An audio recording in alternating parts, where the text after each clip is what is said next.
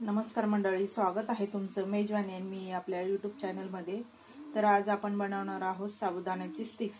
त्यासाठी मी साबुदाणा हा भिजवून घेतलाय। 2 तास अगोदर मी हा साबुदाणा भिजवून घेतलाय। बघू शकता छान पद्धतीने आपला साबुदाणा आता भिजलाय। आता आपण त्याच्यामध्ये टाकण्यासाठी घेतले हिरवी मिरची, जिरं, थोडंसं ओलं खोबरं आणि शेंगदाणे।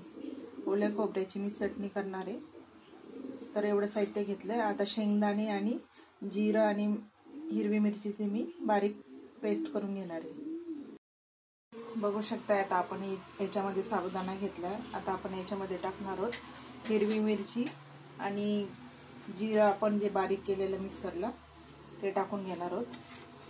थोडंसं आपल्याला लाल मिरची पावडर देखील टाकायचं याच्यामध्ये, म्हणजे कलर चांगला दिसतो। अजून थोडंसं टाकूया। तर याच्यामध्ये टाकायचे मीठ,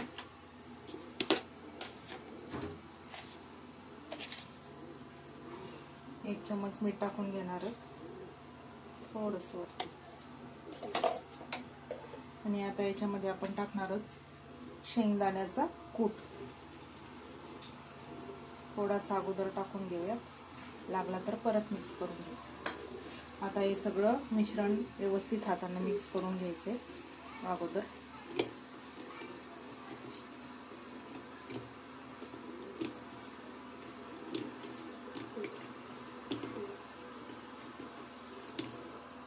आता हे मिश्रण आपलं सगळं व्यवस्थित मिक्स झालंय। आता आपण याच्यामध्ये टाकून घेणार आहोत बटाटा। 2 बटाटे मी उकडून घेतले होते आणि ते थोडेसे हाताने चुरगळून घेतले। आता ते पण आपण याच्यामध्ये मिक्स करून घेणार आहोत।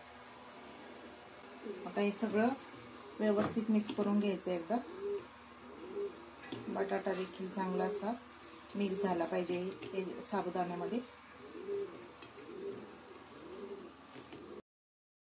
बघू शकता आता आपण साबुदाणा आणि बटाटा चांगला मिक्स करून घेतलाय। आता एकदम मस्त व्यवस्थित एकत्रित झालंय हे। आता आपण याच्या छोट्या छोट्या स्टिक्स करून घेऊया।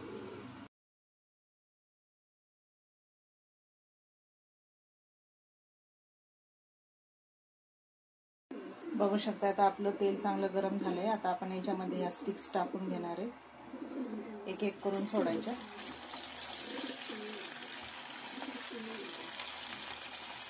थोड्या दूर दूरच टाकायच्या, जेणेकरून ह्या एकमेकांना चिटकणार नाही।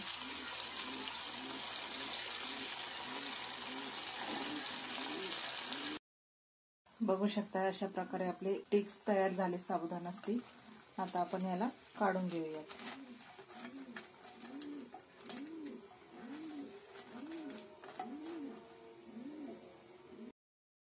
तर बघू शकता अशा प्रकारे आपले साबुदाणा स्टिक्स तयार झालेत।